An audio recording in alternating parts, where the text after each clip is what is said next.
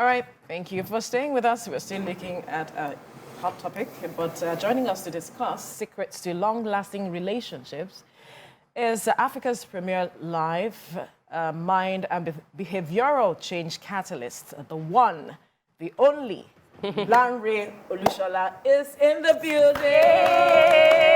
Hello, ladies. You guys just fashied me, sir. It's been a long time. Oh my goodness. Wow, I've missed you guys. You now. Yeah, I'm here. Yeah. Thank you. Now we're looking at this matter of the separation that happened between Ninalowo and his wife. A lot of us were looking at that marriage. We're, excited about. They came back at some point, and now he said that right now they are parting ways for good, so to speak. But let's get your perspective on what happened, what transpired, because he made a statement, and there were so many issues that he pointed out. Talk to us what you read out of what the statement he made. I mean, I think this is where we are as a people. I think in Nigeria, a lot of people are living separate lives, even though they're married. So globally, 1 in 2 first-time marriages is ending up in divorce. Globally, 62% of second-time marriages is ending up in divorce. And 73% of third-time attempts at marriage is ending up in divorce. But in Nigeria, the phenomenon is very, very interesting. We don't divorce because of religion, because of our culture, because of what people will say, because it's a sign of failure, right? People just stay together. They cohabit. They are flatmates. Right. Spiritually, there's a disconnect. Intellectually, there's a disconnect. Emotionally, there's a disconnect. Sexually, there's a disconnect, right? But they're cohabiting. So in Nigeria, we live separate lives. But you see, this new generation and this new era that we're in, right?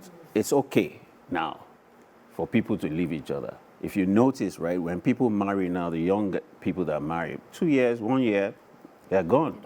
Yeah, they don't have time. And that is based on a broader concept.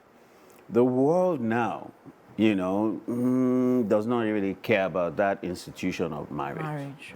So the world view affects our individual views. The societal view affects our individual views.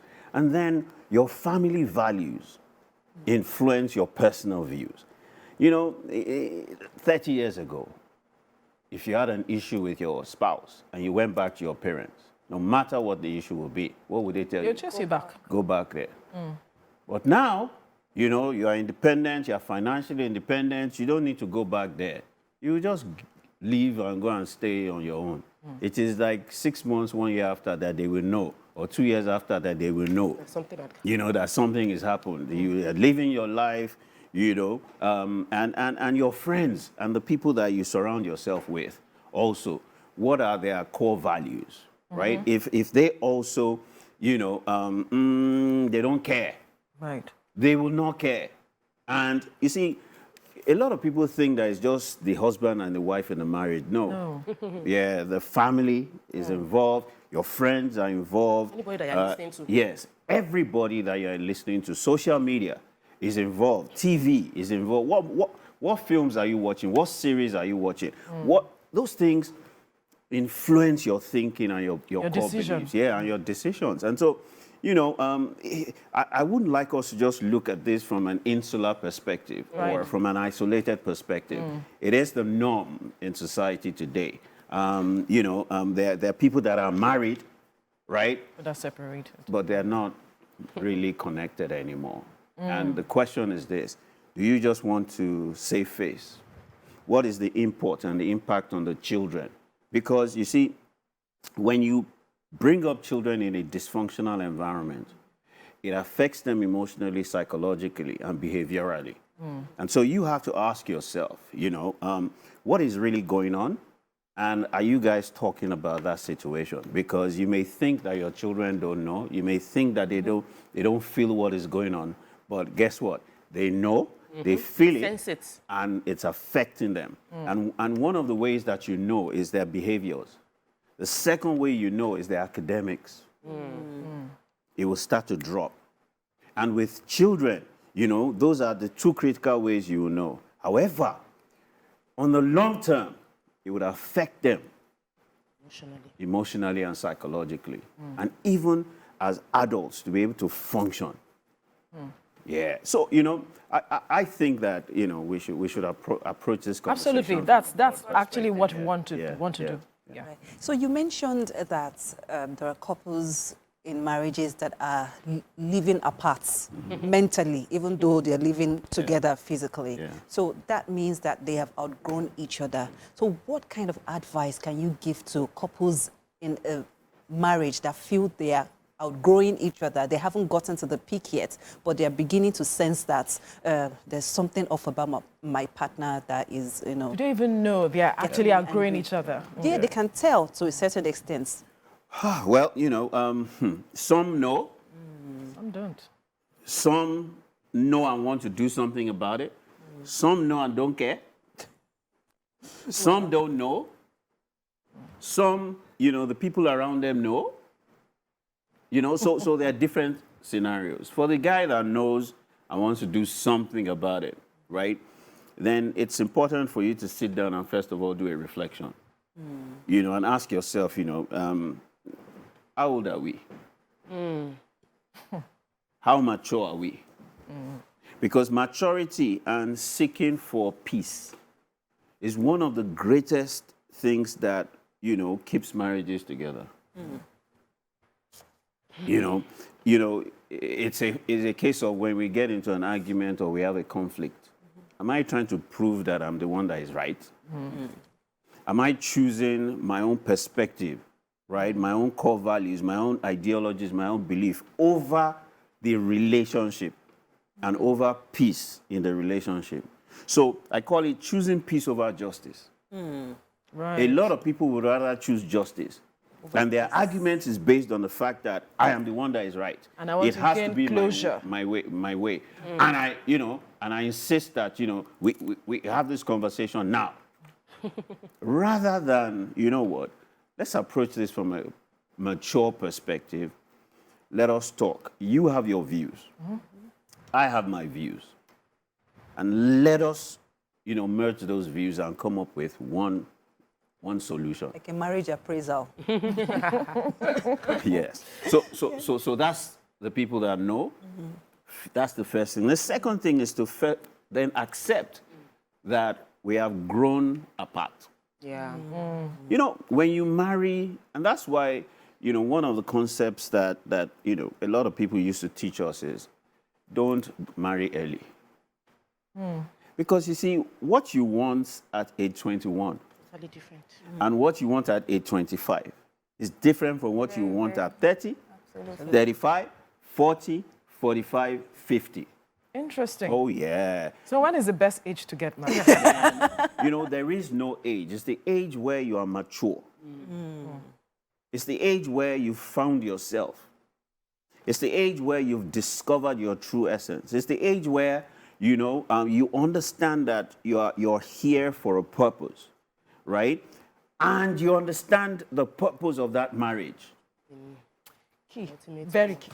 Because every human being is born with a purpose. Absolutely. Right? And you have a life vision and a life mission. And your partner has a life mission and a life mission. So you both get in the same boat. And your own life mission is supposed to lead you west. But your partner's is supposed to lead her east. And you are in the same boat. One person will suffer a casualty, or both of you will suffer a casualty as it pertains to your life vision and your purpose. So you should not be married if you're not clear. At least if you don't have an inclination about where you're going, who you are, and your partner as well, and you have that conversation. There is a book that I've been writing for the last 2 years. The questions that you must ask yourself before you say I do. That would be an interesting. I have created over 365 questions. Wow. Can you just mention some of these questions? These are some of the questions that I'm asking already. Why am I here? Yeah. Who am I? Who am I not? Because who you are not is as important as That's who who you are. You know, a lot of us, because of FOMO, we make certain decisions, right? Fear of Because missing of out. our fear of missing out. And, you know, we're living other people's lives. We're not authentic. We're not original. Right. We're not doing our own thing. We're not living our lives on our own terms. So we're living other people's lives. Now, you now want that person to marry someone else that's like that person. Who will be making the decisions in your relationship? Other people. Yeah. You know, what other people will say, what other people will think, and all of those things. So you must ask those questions. You must ask, what am I? And what am I not? Because you see, when you talk about, okay, let me use a spoon to describe this concept, right? A teaspoon is different from a soup spoon Yes. and a tablespoon. Absolutely. So you use a teaspoon for tea. Use a tablespoon to eat on the table. A soup spoon to stir the soup when you are cooking the soup in the pot. If you take a soup spoon into the pot, what is going to happen to your hands or your fingers? You'll burn it. And so a lot of people are putting themselves to abnormal use in relationships and in marriages because they don't know what they are. They don't know what they are not. They don't know what their spouse is or what their spouse isn't. They don't know who they are. Self-discovery. Yes. They don't know why they're on earth. They don't know what their purpose or the solution that they were born to be is. Now, I am called to you in a marriage to complement and complete you because I am incomplete and you are incomplete. Not compete with each other. So my difference is your complement, not your conflict. But my difference becomes your conflict, and your difference becomes my conflict. And then that becomes the bone of contention and conflicts in our marriage. Man, this is This a is a serious masterclass. Okay, so I'm taking you back to children. You know, while growing up, we would realize that quite a number of people were from dysfunctional homes such that they saw their parents doing a lot of things, but you would realize that maybe the mother would say, I'm staying because of my children. I'm staying because, you know, we just mostly give the reason for the children. And so now that we're much older, we see that when we cite something that looks like what we've experienced in our parents' house, I'm speaking generally now, we run, right? Which is now a reason why I feel that the exposure that we've seen now is as a result of the fact that we've seen it before, we don't want to allow it happen again. Like avoiding trauma. Avoiding it again. But we see that there are long-term effects of that, whereby the woman can't even, any small thing, she's moved. Yes. What are those effects on the society today as a whole? Yeah, so that is another fundamental reason why marriages, are failing today. So there's what we call flight, fight, freeze, response to trauma.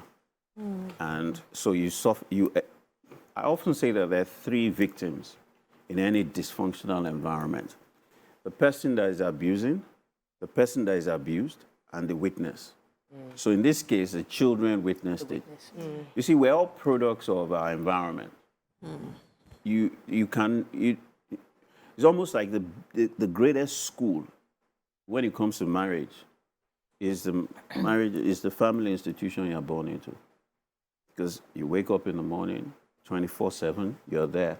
So maybe you marry at 8:30. For 30 years of your life, you're studying. You're in school. And you're a product of what you've learned.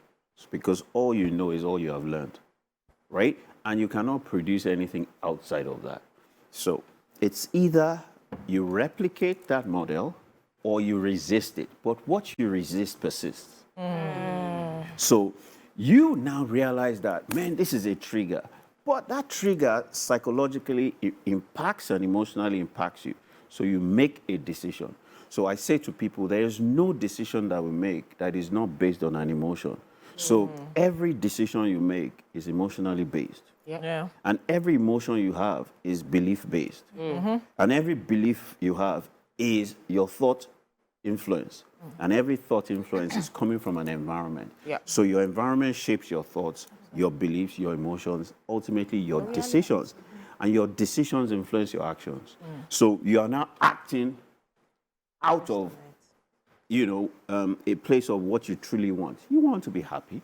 Yeah. You want to be married. You want children. But you know what? You can't stay in a relationship.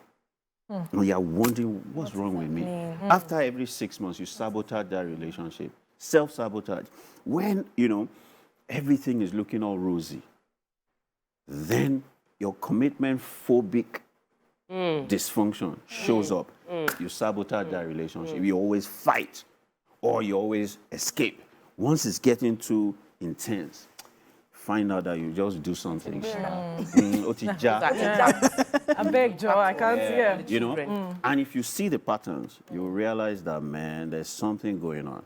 It's either you fight the person, it's either you take flight, or you just recoil into yourself. You're not talking, you're not engaging, you are just, completely neutral and numb. And that person has no choice but to leave. So I always like to, when we talk about marriage or talk about relationship and talk about the impact on our lives, it always takes me back to, I did NLP and life coaching with OLC, and that's Olusola, Lanre, Coaching Academy. And there was a shift in my life. There was a growth that my husband had to tell me, stop coaching me. Because everything was a teachable moment. And I was no longer a wife in the marriage. I became his coach. He didn't want a coach. He didn't marry a coach.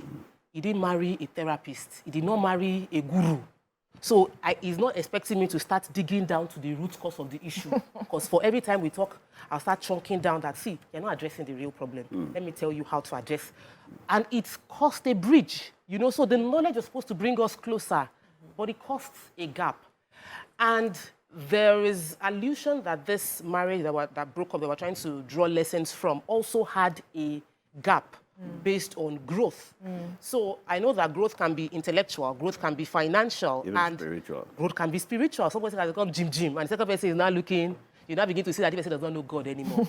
And you are the one that talks to God every day. Hey. Yeah, the spiritual one. So how do we grow and not let that growth tear our marriage apart? I mean, this is a very, very powerful point that you made because, you rarely see couples that grow together. Yeah. And it's actually very difficult to grow together. If you set a goal that you're not in full control of, it's a wish and you can't guarantee the achievement or attainment. Which means that in that marriage, you guys have to identify what your core values are. My core values, your core values. And then we'll see where those core values align or conflict, and how those core values align with where we're going as a couple. Because each of you have to sit down, right, and identify your family vision. Where are we going as a couple in this marriage? What do we want for our children? What do we want for ourselves? And you create that common goal. And then you ask yourself some fundamental questions. What are those core values that will drive every decision that we make? And what are our ideologies and our beliefs? What are the things that will work against us and work for us?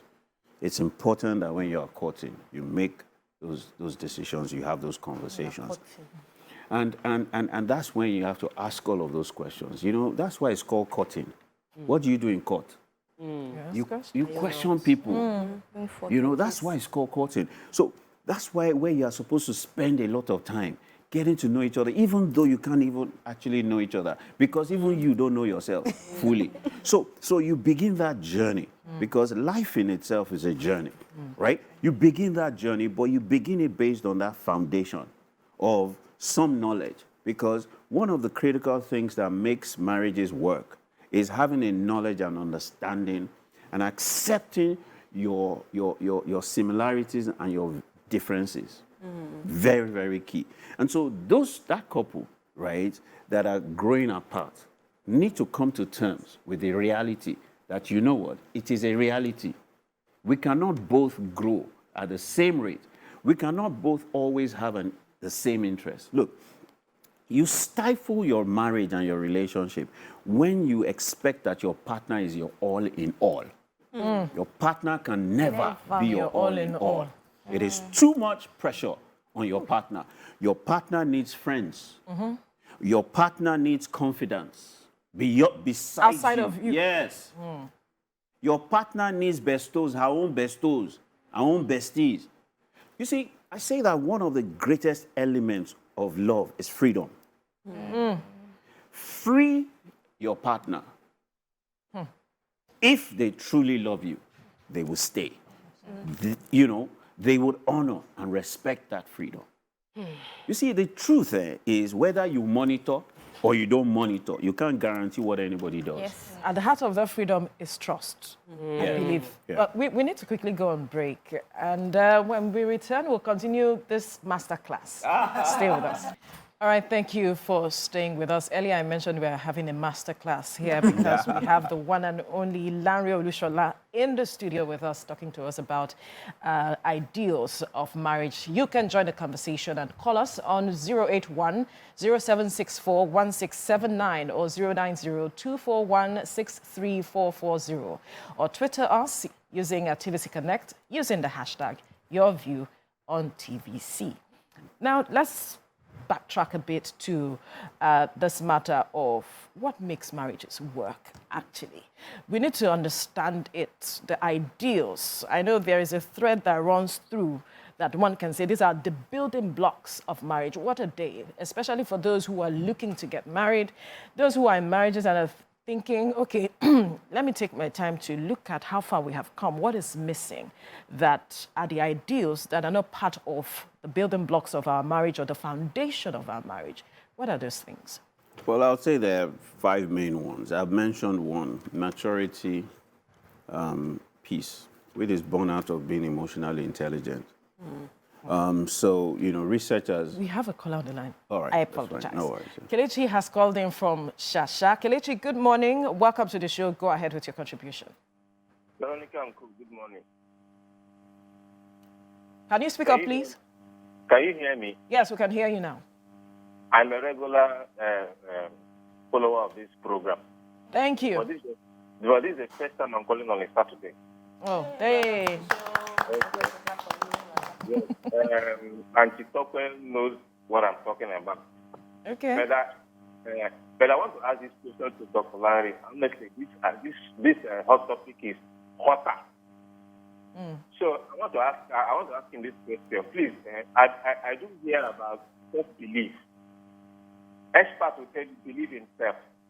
Do you understand? Believe in self. That's the best form of belief. Christianity will tell you believe in yourself and believe in God. But they believe in God much more than they believe in self. Now, Dr. Lanre, let's leave about that Christianity of the thing. Please, what does it take to believe in self? And how does it go? And how does one go about self-discovery? Because this concept is really, really giving me concern.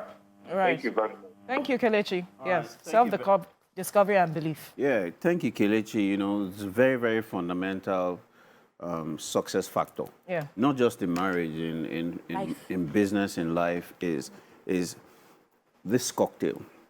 A healthy self-worth, self-confidence, and self-belief.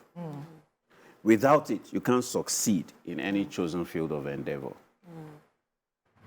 Now, and quite a number of people are struggling with their self-worth, their self-confidence, and self-belief. Why? Because of this same background that we're talking about. What kind of home did you grow up in? What position alongs, the number of children and siblings are you? Is that critical? Oh, yes. Oh, yes. If you are the last born and... I am. Yes, if you are the last born and, you have older siblings that chance you, suppress you, right, and shut you up, you will struggle with your self-esteem, self-confidence. But the number one role of parents and older siblings is to help you build your confidence. So if you have siblings that tell you, you know, a friend of yours comes to chance you and bullies you, and you tell your older brother, and your older brother say, what? Let's go there. Let's go there. Slap him. Slap him. You know, you bullied my younger, oh yeah, get into. You are not supposed to be afraid of him. What is it doing? Building your confidence. Building your confidence. Or your father or your mother or, you know, however, if they are the ones that talk down at you, if that environment is a toxic environment, you find out that your self-worth and your self-esteem will be completely eroded, right? And you will struggle in many areas of your life. So having said that, right, if that fails, then you, right, need to start doing self-help. You have to start reading books or attending courses that will get to the heart of your self-worth, self-esteem, self-confidence, you know, trigger. All right. What is it? Because we have to get to the heart of it. Or you have a teacher who used to compare you with somebody else, right, and tell you, why can't you be? Or you have a parent or a mother that say, are you the only one in the class? Right. Why are you coming back with 10th position? Or you are fat, or you know, you are plump, and they are always complaining about your weight. They are chipping on your self-worth. So it is about self-help. It is about getting a coach. It is about reading. It's about, you know, getting those self-help Taking deliberate initiatives. steps. Yeah, intentionality. Yes. We have Patience on the line. Patience, are you there? Patience, can you hear me? If you can, please speak up. And if you can't, call us back. It's very important, right? There's a whole lot we have to talk about in such a short time. Period of time. That's why we want to quickly address it. And earlier I mentioned the matter of the building blocks Yes. to marriage. Yeah. You could So quickly address the that. first is, you know, the concept I would call emotional intelligence. Research has now proven that 85% of success in relationships or in any chosen field of endeavor is dependent on how emotionally intelligent you are. There are 5 components of emotional intelligence. 1, self-awareness. Do you know yourself? Do you know your strengths? Do you know your weaknesses? Do you know your interests, your passion? Right? Do you know why you are here? Do you know what you're good at? And all of those things. Self-awareness. You know, how do you show up in an environment where there are plenty of people, when there are, you know, a small number of people, right? Self-awareness is the first thing. The second thing is motivation. What drives you? What motivates you? Are you extrinsically motivated or intrinsically motivated? Are you motivated by bonus? Are you motivated by money? Are you motivated by something that someone has power over? Or are you motivated by, you know... Being around people. Yes, being around people, that's external. But are you motivated by your own personal passion, interest, your own curiosity, your own desire to want to be a better person and to impact society? You know, motivation. Now, your environment. How does your environment influence your emotions, your thoughts, your beliefs? And how does that influence whether you have empathy or not? Because Say don't go and marry a wicked husband. Exactly. You marry a wicked man, you will not. Yes. empathy and Kindness. compassion. They cannot feel it. Man. Oh, God. Can you just hold your thoughts? Yeah. We have Noanu on the line calling from Edo State. Noanu, please go ahead with your contribution. Hello? Yes, hi, we can hear you. Yes. My contribution is, you see, marriage these days is based on modern life. Our tradition, old tradition,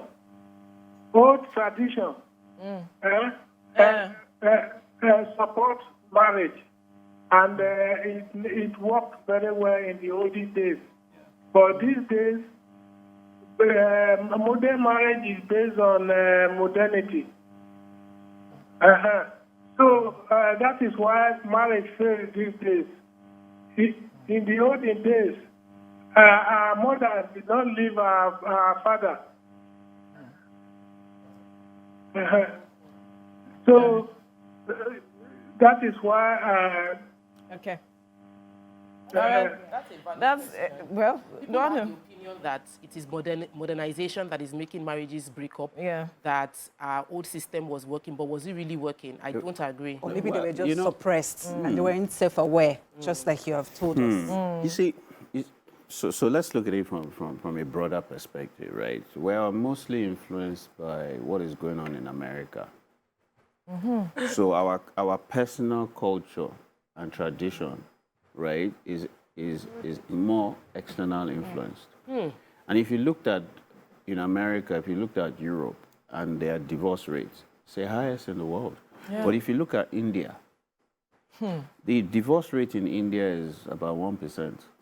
But the abuse is also high. Yes, India is a large, country, and there are different reasons why there's a lot of abuse. And yes, there's positivity and there's negativity. Everywhere. Right, everywhere, right? But if we looked at why, it's because they have very strong core family and marriage values that you are frowned upon when your marriage fails. You remember I said that you're not the only one in your marriage. Your community is in, your family is in, your society is in, your friends, what you watch, is in. And in Nigeria, right, we're watching a lot of Western stuff. So it's eroding our own core values, which is what he's saying, right? That if you strip it, right, you would find out that we had core family values. Then you will eat breakfast together. You will eat dinner together. Yes. It's only lunch that you don't eat together. Weekends, you go out together as a family, right? We were engendering core family values. But today, your children sit in their room, and the cook brings the food into their room. You may not see them for 2 days. Even you don't work out, go. You don't do your own thing. When do you eat together? And research says that a family that eats together stays together. Interesting. Not even pray. Eats together, just stays together. Yeah, we have another caller on the line. Shall we eat it together?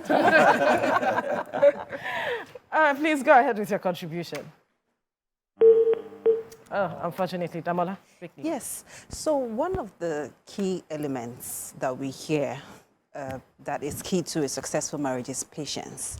And you also alluded to that fact on one of your anniversary posts, after you had hailed Madame, and then you said, Kusuru, like you thanked her for being patient with me. Yeah, for that patience. Can you give us some examples of what she has had to handle magnanimously that would have broken another marriage, if not handled properly? I mean, look, man, I'm not easy. I'm driven by purpose. Right. The last 20 years of my life, all that I do is what God wants me to do, what God created me to do, which is this, to transform lives and transform minds. So I was running 14 businesses. Whoa. 14. And I shut all 14 down. I shut all 14 down to pursue this.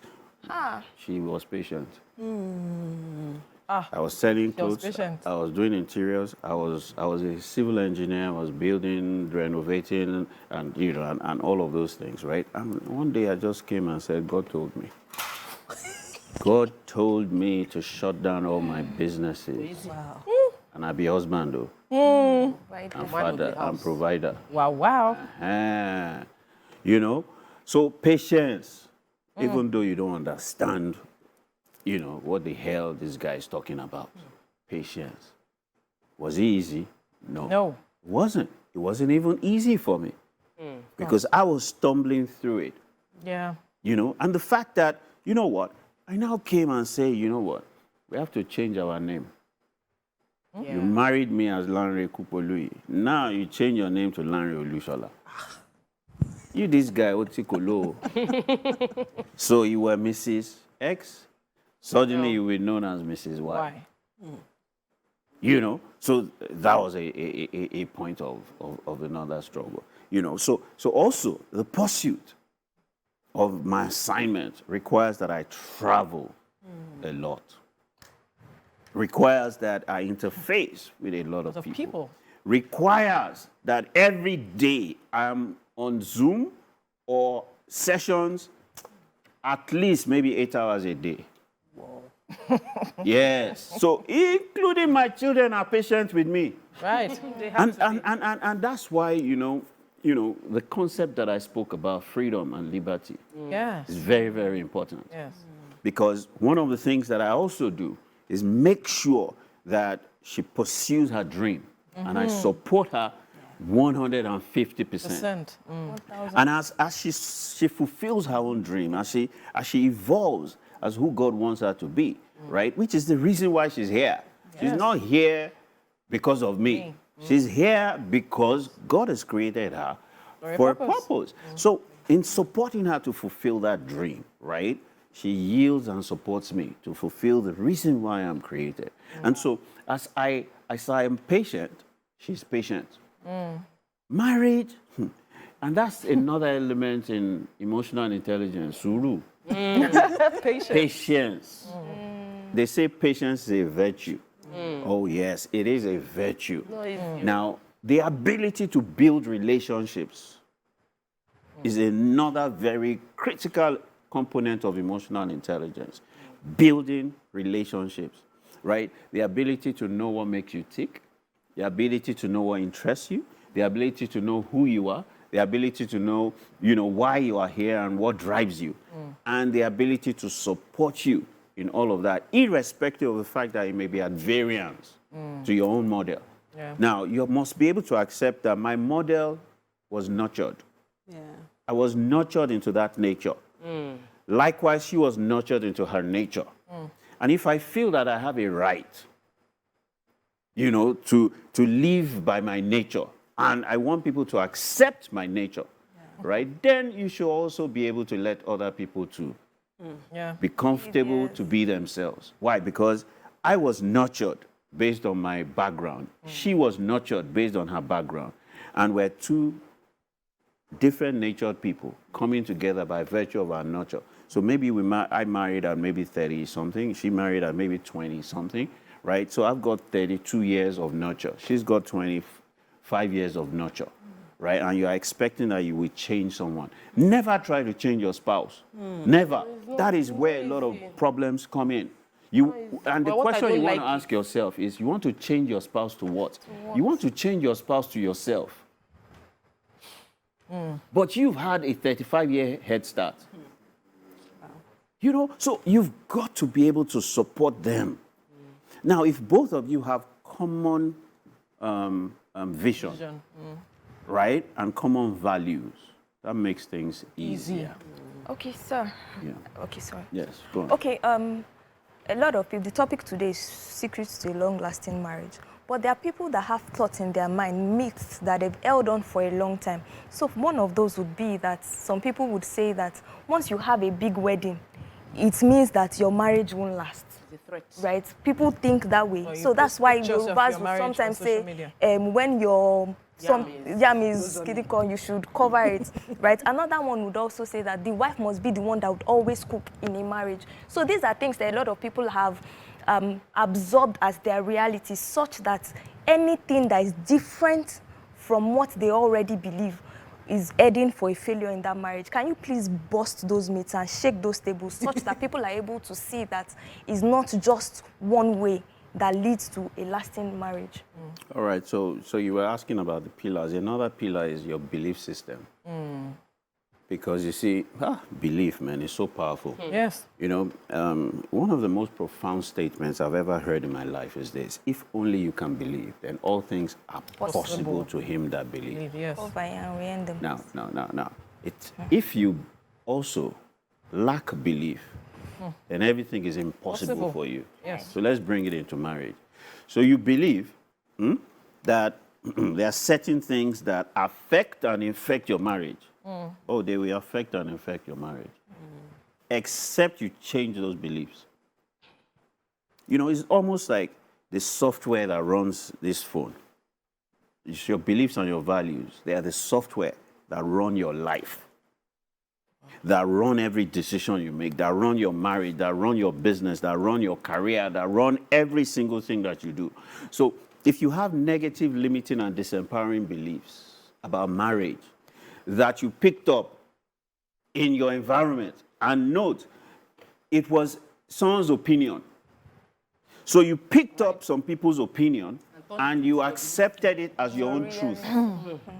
That's a belief. And you've come to accept it as your own truth. It will make things possible or impossible. So you have to be able to separate an opinion from a belief and a conviction. Now, once it becomes a conviction, right, it's justified. Yeah. You will act it out. In fact, you will now begin to commission disciples. So it will not only be you suffering from that limiting belief, you would also infect other people who will suffer from that belief. So it is therefore very, very important for us to audit our thoughts. For as a man thinks in his heart, so is he. Now, you think with your brain, not your heart. It's a very interesting concept. Yes. Your thoughts influence your emotions and your beliefs. And your beliefs and your emotions influence your decisions, and your decisions influence your actions. Yeah. So if you want to change anything in your life, you must audit your thoughts, your beliefs, and your emotions, which is the concept of self-awareness. So the question you want to ask yourself is, what am I doing on Instagram for 8 hours? What am I doing watching Netflix for 5 hours? What do I know about me? Staying by yourself. Yeah. Very important. You know, time. But you see, I want you to quickly touch on the impact of the dysfunctions we're seeing in marriages, the impact on society, attendant implications quickly before we leave. You know, the family is the bedrock of society. Period. What happens in different families cumulatively influence what happens in the communities that those families live in. And the cumulative, behaviors or culture or traditions or actions in those communities influences the city that you live in. The cumulative behaviors or habits in those cities influence the country. And then as cumulatively we expand on that, the world is influenced. Where did it start from? Family. If we want to change the world, let's change the family unit. That's a fine place to leave the conversation. Yeah.